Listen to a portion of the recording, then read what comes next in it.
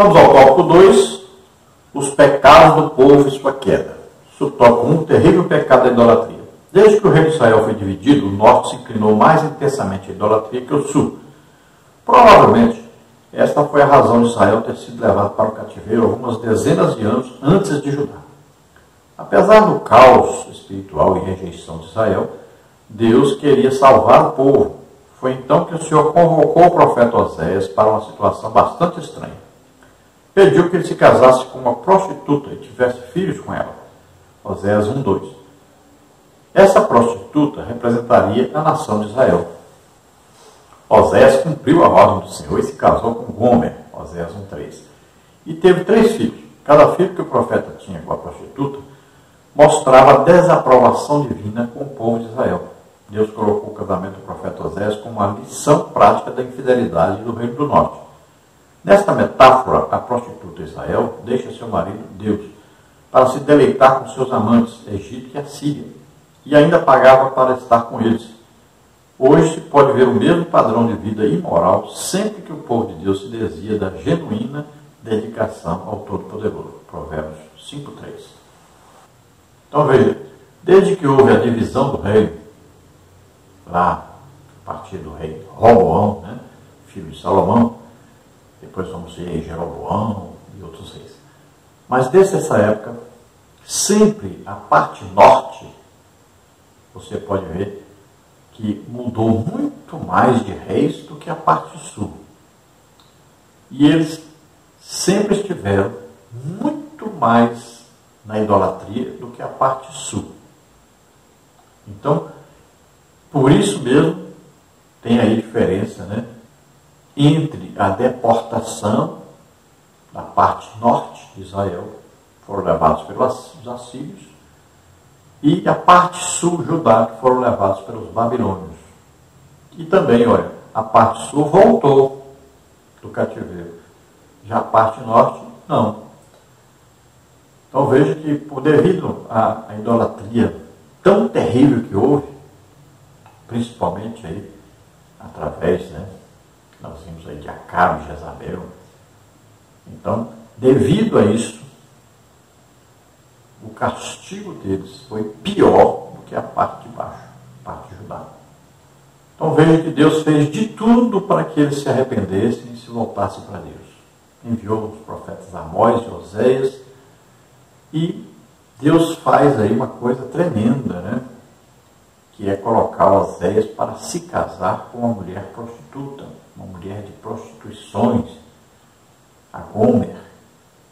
E aí, essa Gomer vai ter 3 filhos. Ela vive traindo Oséias. Isso Deus está mostrando. Olha, o Oséias está representando Deus. O Gomer está representando Israel. Israel se vendeu para a Síria, para o Egito. Olha só. Pagou o Egito, pagou a Síria. Olha a prostituição, não é assim? A pessoa paga a prostituta. Então, olha só. Aí, Deus está dizendo um caso de amor de alguém por uma prostituta. Ele se apaixonou. Ele amava Israel. Mas eles viviam em prostituição, traindo Deus, com vários deuses e ainda nações.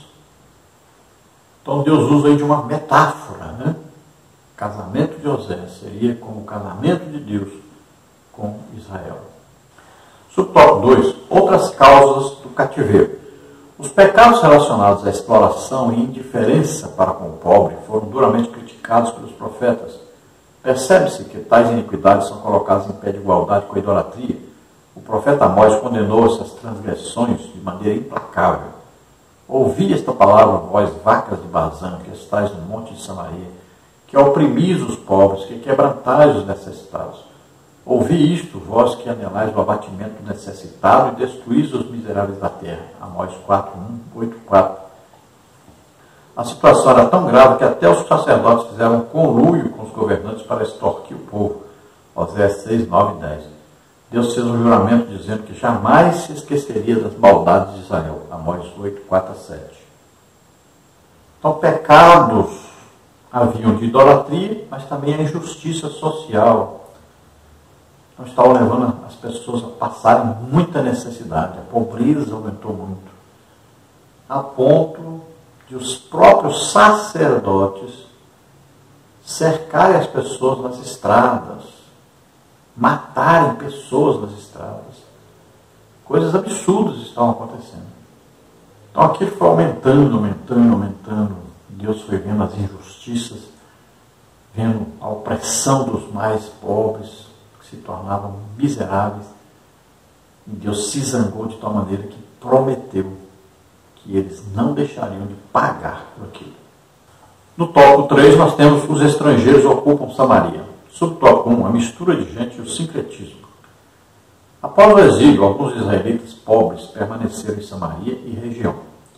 A política dos assírios era que os territórios expoliados fossem reocupados por povos de outras etnias e origens, promovendo assim uma grande migração e reassentamento de pessoas. O objetivo era misturar as nacionalidades para evitar possíveis rebeliões e enfraquecer as províncias. Essa mistura de gente, como está em Neemias 13:3, Jeremias 25:20, fez com que o povo de Israel, que restou em Samaria, junto aos deportados de outras nações, tornasse a religião israelita ainda mais sincrética. É por isso que lemos no Evangelho de João que os judeus não se comunicam com os samaritanos. João 4:9. Então veja que foram levados cativos para a Síria, mas alguns pobres, permaneceram ali para cuidar da terra, para não deixar virar deserto. E também nós vamos ver que a Síria trouxe pessoas de outras nações. Era assim, eles pegavam dali e levavam para outro lugar. E aqueles daquele lugar traziam para cá.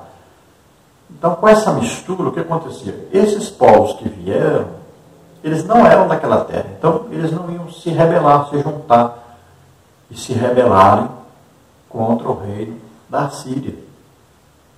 Então, isso que eles fizeram. Então, aquele povo que foi para ali, passaram a se chamar os samaritanos, Então era uma mistura de gente de várias nações. Quando eles chegaram ali, o que aconteceu? Começaram os leões a comer as pessoas, e eles pediram então ao rei da Síria: olha, mande aqui um sacerdote do Deus aqui dessa terra, porque nós vamos morrer tudo desse jeito. Então enviaram os sacerdotes, mas só que houve o quê?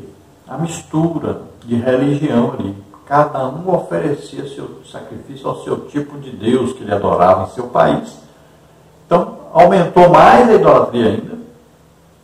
E começavam a dizer: não, nós adoramos a Deus, fazíamos sacrifício a Deus. Nós também temos aqui o outro Deus. Assim como, por exemplo, na Igreja Católica, se reza para Deus, mas se reza para Maria. Tem a reza pedindo a Maria, pedindo intercessão de Maria, pedindo favor de Maria, até milagres pedem para Maria fazer, ou para algum santo fazer. Olha só, esse é o sincretismo. Então houve aquela mistura e ficou pior do que estava, muito pior do que estava, porque nem princípios eles tinham. Agora, é claro que existiam sempre aqueles que ficavam, que eram fiéis a Deus, e existiram aqueles que conseguiram voltar. Não eram muitos, mas conseguiram. Esses tinham um princípio, na lei do Senhor. Então nós podemos ver essa mistura, por exemplo, quando Neemias esteve ali em Jerusalém. Olha, tinham lá sírios, tinham árabes. Até hoje está aí essa mistura. Veja, em Jerusalém tem a parte árabe. Veja que eles conseguiram, já os árabes conseguiram tomar quase todo o território de Israel. Então, essa mistura prejudica-os até hoje. Tanto a parte norte como a parte sul acabou sendo prejudicada. Então, veja só. É uma mistura de gente. E aquele povo diverso, cada um tem o seu Deus. Cada um adora o Deus verdadeiro também do seu jeito.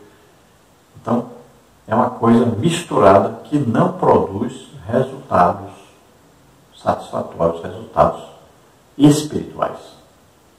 Aí o que aconteceu? Os judeus da parte de baixo, quando voltaram, né, lá da Babilônia, queriam obedecer integralmente a Deus, cumprir os mandamentos, oferecer os sacrifícios no templo.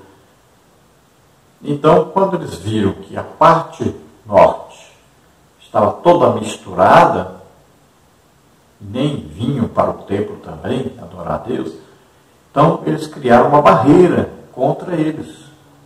Então eles não se comunicavam com esse povo, eles queriam distância desse povo.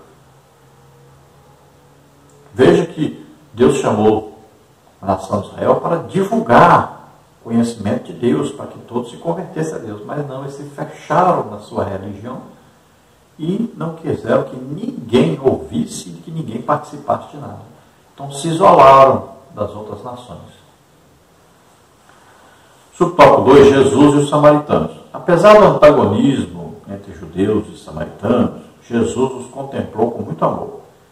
Ele deu atenção à mulher samaritana e lhe anunciou o reino, fazendo-a conhecedora da fonte de água que sacia a sede humana de forma definitiva. João 4, 13 e 14. E em razão da dúvida daquela mulher sobre o legítimo lugar de adoração a Deus, Jesus foi enfático em dizer que o lugar não é físico ou geográfico, e sim é espiritual, o coração do homem. João 4, 23 e 24. Na parábola do bom samaritano, Jesus contrasta a religiosidade excessiva dos líderes religiosos judeus com a natural espiritualidade de um samaritano. Foi aquele homem considerado indigno que mostrou compaixão para com o ferido à beira do caminho. Mas um samaritano que ia de viagem chegou ao pé dele e, vendo-o, moveu-se de íntima compaixão. Lucas 10, 33. O mestre quebrou paradigmas de religiosidade e espiritualidade ao se relacionar de forma amável e acolhedora com os samaritanos. Então veja que, apesar de haver essa divisão entre os samaritanos e os judeus, Jesus não considerou isso. Por quê? O que Jesus ensina? Amai os vossos inimigos, orai pelos vossos inimigos. Olha só, é Evangelho, nós estamos vivendo o Novo Testamento, a época da graça de Deus. É amar as pessoas, amar a Deus em primeiro lugar e aos outros como a si mesmo. Então Jesus ensinou amor. Olha, os judeus faziam o quê? Para ir a Galileia comprar lá, né, as verduras, os legumes, as frutas, eles davam volta por Decápolis, olha só. Não passavam ali por Samaria, para não se misturarem, né? Veja só. Não queriam contato com aquele povo. Mas Jesus não, Jesus passou por ali. Jesus entrou naquele território proibido para os judeus na época. Mas Jesus mostrou o quê? Amor, misericórdia para com aquele povo. Mostrou que nós devemos pregar o Evangelho a toda criatura. Veja que aquela mulher samaritana, ela já tinha 5 maridos e agora vivia com um que nem marido era. Olha só. Era considerado o quê? Uma prostituta, assim como a Gomer, lá a mulher do profeta Osés. E Jesus mostrou o quê? Amor, perdão, misericórdia. Jesus fez o quê? Que aquela mulher encontrasse a salvação, a fonte de água viva, o Espírito Santo de Deus morando nela. Veja só. Esse é o motivo do Evangelho. Salvação de todos. Os pecadores, os doentes que precisam de médico. Os pecadores precisam de Deus, precisam do amor de Deus, da misericórdia de Deus. E Jesus demonstrou isso, passando por ali, por Samaria, levando o Evangelho a todos eles. Veja que aquela mulher se tornou uma evangelista, né? Foi à cidade, falou de Jesus, toda a cidade veio onde Jesus estava e ouviram a pregação de Jesus. Veja só. É isso que Jesus quer. Olha, a pessoa é salva e ela leva a salvação aos outros. Ela divulgou, ela contou a respeito de Jesus para todos. É assim que nós pregamos o Evangelho para as pessoas. Pode ser a pessoa mais perversa que existe, ruim, assassina, ladra, o que foi, não importa, prostituta, não importa. Preguemos o Evangelho a toda a criatura. A pessoa aceitou Jesus como Senhor e Salvador, se converteu, ela também vai se tornar uma pregadora do Evangelho. É assim que acontece. E Jesus ali 10 vezes, olha, veja bem nesse capítulo aí, né? Em João, capítulo 4, 10 vezes se fala a palavra adoração. Olha só que importância da adoração. Então Jesus mostra àquela mulher que não é ali nem um monte Gerizim, um monte das bênçãos. Então eles fizeram ali um templo, os samaritanos, e no templo da samaritana ali havia altares ali para adorar a Deus. Mas Jesus disse, olha, não é nem nesse monte, nem no outro monte, não é nesse monte Gerizim também, nem no monte lá em Israel, não é nesse monte aqui na região norte, nem no monte na região sul, né, onde estava ali o templo de Jerusalém.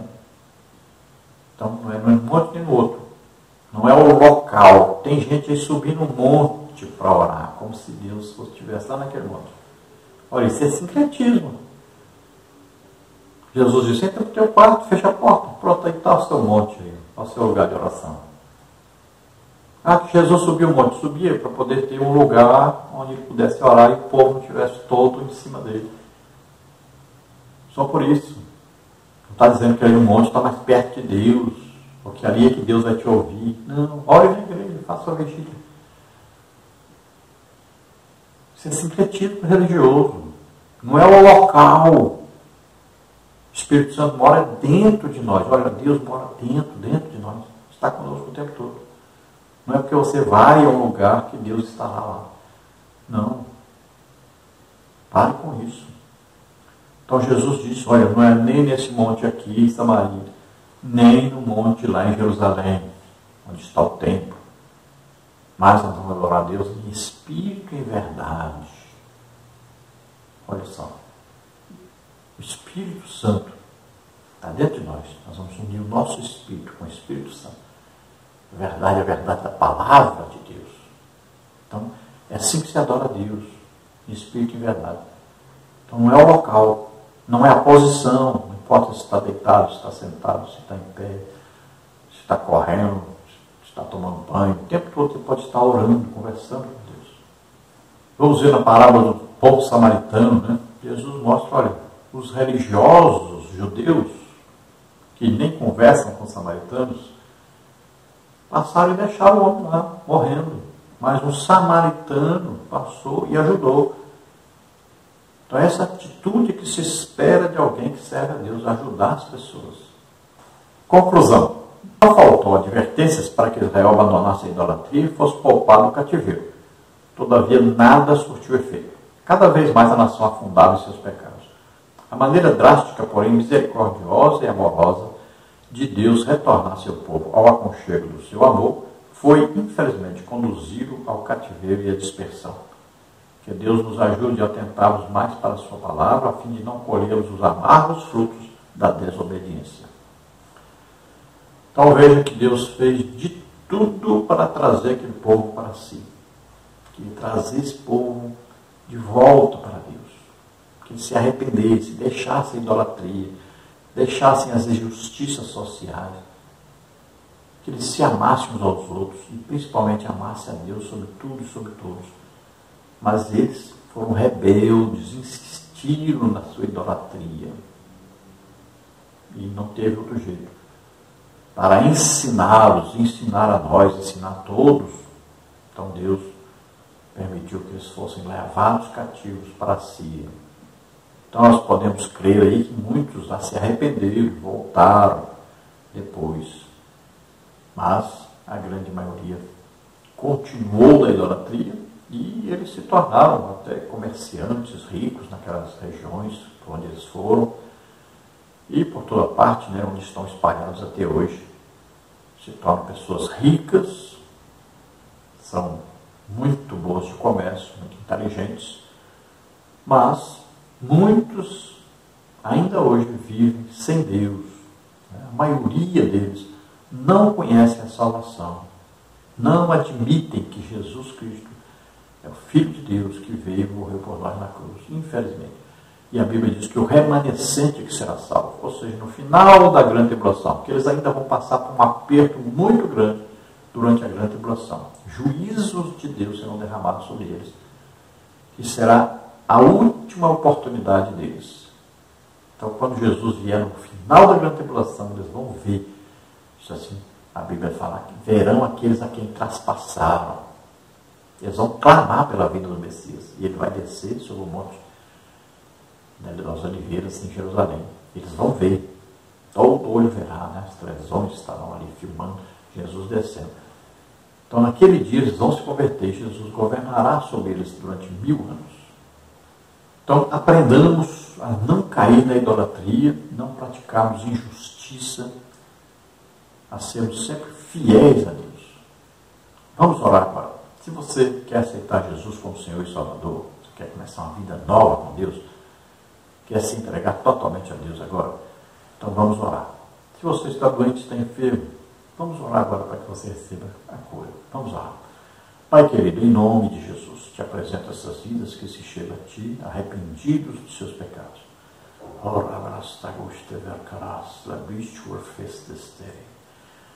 Senhor, mostra a eles, Senhor, a tua salvação, teu amor, a tua misericórdia. Livra-os agora, Senhor, do poder do maligno.